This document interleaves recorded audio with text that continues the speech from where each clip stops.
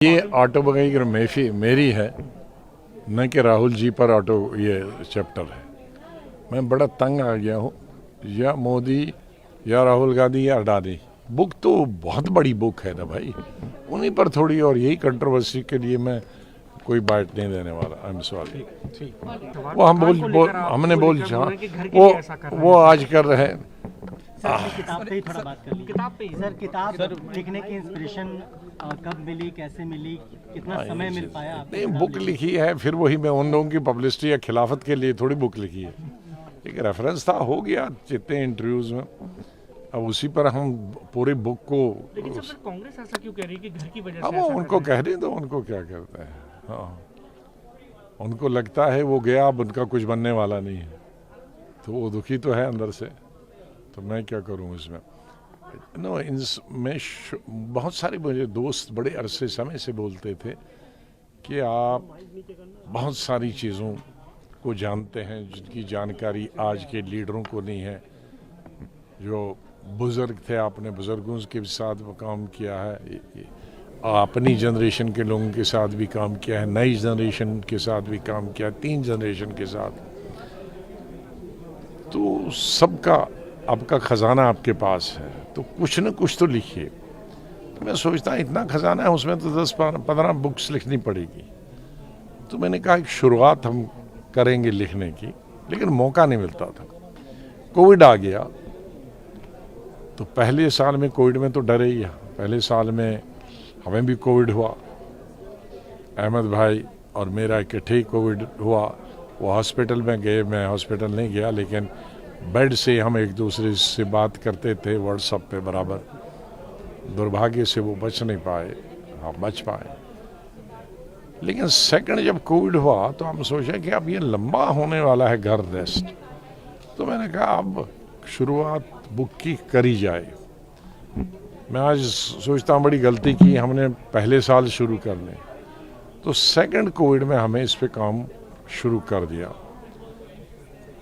तो जब तक कोविड ख़त्म हुआ तकरीबन हमने 60% बुक ख़त्म कर दी। लेकिन तब तक बड़ा उथल पुथल कांग्रेस पार्टी में हुआ कि हमको कांग्रेस पार्टी छोड़नी पड़ी, तो 40% अभी पूरा करना था, तो हमने सिर्फ 5-10% ही पूरा कर दिया और 35% छोड़ दिया नई बुक के लिए, और उसको कंक्लूड किया। तो इसलिए, लेकिन मुझे नहीं मालूम था कि इतना लोगों को इंटरेस्ट रहेगा, या मीडिया को भी इंटरेस्ट होगा। मीडिया लोगों के बारे में जानकारी चाहते हैं कि इंदिरा के वक़्त में क्या होता था, इंदिरा जी के वक़्त में क्या होता था, राजीव जी के वक़्त में क्या होता था, बाद में नरसिम्हा राव जी के वक़्त में।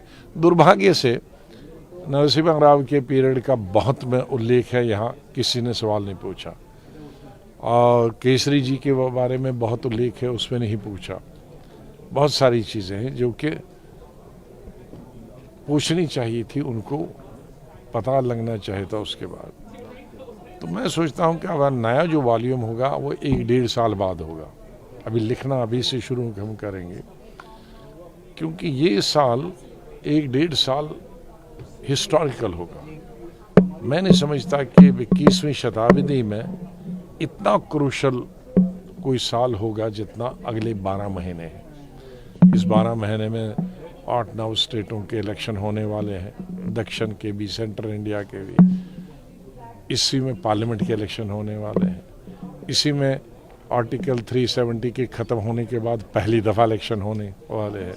तो जम्मू कश्मीर की रूपरेखा क्या बनेगी, विधानसभाओं की क्या रूपरेखा बनेगी, नए थर्ड पार्लियामेंट जो मोदी जी के वक्त में इलेक्शन होने वाली है उसकी क्या रूपरेखा होगी, क्या वही चलेंगे, क्या कोई दूसरी पार्टी आएगी, क्या प्री पोल अलायंस होगा, पोस्ट पोल अलायंस होगा, क्या प्री पोल अलायंस क्यों नहीं होगा, और क्या कोशिश प्रयास किसी ने किया और कामयाब हुआ तो कैसे हुआ, उसका लाभ हुआ कि नहीं हुआ।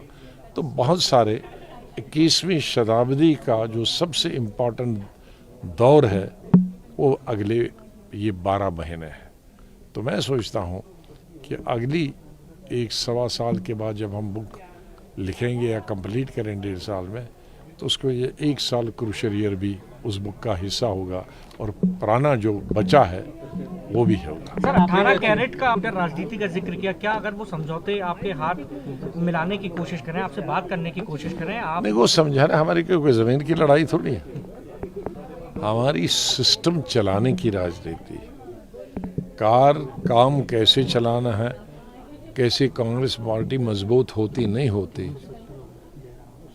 वो जो प्रेजेंट आज लीडरशिप है उनके चलाने का एक अलग तरीका है, हमारा एक अलग तरीका है। तो हमारे लिए वो तरीका बदलेंगे नहीं और हम उनको बदल नहीं सकते, न हम उनके लिए बदलाएंगे न वो हमारे लिए बदलाएंगे, तो जहाँ मीटिंग पॉइंट है ही नहीं। सर अपनी किताब बाकी कांग्रेस के साथ ना हमारी कोई लड़ाई है। मैं तो चाहूँगा राहुल गांधी स्वस्थ रहे, वो बढ़े राजनीति में आगे बढ़े, लेकिन मेरे चाहने से नहीं होगा। जब तक वो तरीके में, सिस्टम में, जीतने में, और ये लोग जो उनको खुश करने के लिए पीछे वो हमसे गालियां देते हैं, मैंने राहुल गांधी को कभी पीछे गाली नहीं देता, वो एक एक मन की गालियां देते हैं उनके साथ जो ट्विटर चलाते हैं, उनके या खुश करने के लिए कहते हैं, अंदर से वो खुश नहीं है, लेकिन खुदगर्जी से हम कहते हैं मकान के लिए, यार तुम तो एमपी बनने के लिए, तुम्हें बेटे के एमएलए टिकट देने के लिए, मंत्री बनाने के लिए, सबके अपने को, मेरे को तो कोई मंत्री बनाने के लिए, मैंने कोई राज्यसभा बनाने के लिए, मैंने लिखा अपने बुक में। मुझे राजीव गांधी ने तब कहा था कि भाई लोकसभा नहीं लड़ोगे सिटिंग मेंबर होकर, कोई जनरल सेक्रेटरी नहीं लड़ेगा, तुम्हारी मिसेज लड़ेगी। मैंने कहा नहीं लड़ेगी, अगर वो लड़ेगी फिर मैं राजनीति छोड़ दूंगा। फिर राज्यसभा मैंने छोड़ दी, 3.5 साल थे जेएनडीयू के, आज तक कौन राज्यसभा मेंबर गया जिसने चीफ मिनिस्टर बन के गया और अपनी बीवी या बेटे को नहीं दिया? मैंने अपनी बीवी बेटे को नहीं दिया। मैं 2008 में दोबारा एमएलए चुन के आया, 15 दिन में मैंने इस्तीफा दिया, सबने कहा अपने बेटे को दे दो, मैंने नहीं दिया। तो मैं नहीं, तो आज भी जो हम पर आरोप लगाए मकान के लिए, हम आरोप के मकान हमें सिक्योरिटी के लिए, मर्दा नहीं है, लेकिन वो क्यों है, वो हमें बैठे हैं, उनको अपने लिए भी राज्यसभा चाहिए, बेटे के लिए भी विधानसभा चाहिए और मंत्री चाहिए। किया था कि जब 370 संसद में हटाया गया, पक्ष के लोगों को आपने इनिशिएट करके प्रोटेस्ट करने के लिए कहा, एक मेंबर थे कांग्रेस के जो अपनी सीट पे बैठे रहे और प्रोटेस्ट में शामिल नहीं हुए। क्या उस वक्त भी कांग्रेस के अंदर डिफरेंसेस थे? 370 डिफरेंसेस नहीं थे, जैसे बहुत सारे लोग हमारी पार्टी में, कुछ लोग मैं उनके नाम नहीं लूँगा, और वो टिप्पण तलाक पे बोलना नहीं चाहते थे, लेकिन मैंने बोला, मेरी अपनी स्पाइन थी। कोई सीए पे नहीं बोलना चाहते, कोई नहीं चाहते थे हम आर्टिकल 370, लेकिन हमने बोला। तो हमने बहुत सारे इश्यूज ऐसे पार्लियामेंट में थे कि जो राहुल गांधी को भी एडवाइस करते थे हमें इस पर चुप रहना चाहिए, लेकिन मैंने अपना विवेक, अपनी बुद्धि इस्तेमाल की थी। मुझे मालूम था कि पॉलिटिकली मैं ज़्यादा साउंड हूँ बजाय वो लोग जो कहते हैं।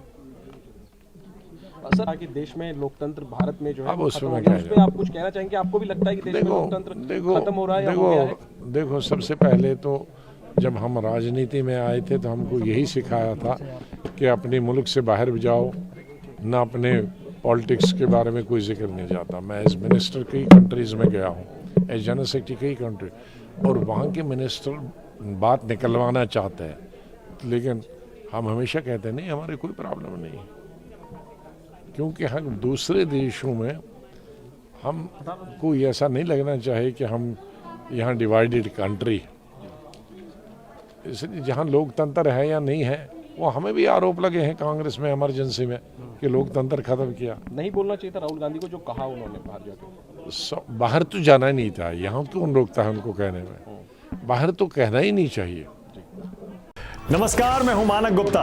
अगर आपको हमारा ये वीडियो पसंद आया हो तो इसे लाइक और शेयर जरूर करें, और हाँ, हमें सब्सक्राइब और फॉलो करना ना भूलें ताकि आप देश और दुनिया की कोई खबर मिस ना करें। तो जुड़े रहिए हमारे साथ और देखते रहिए News 24।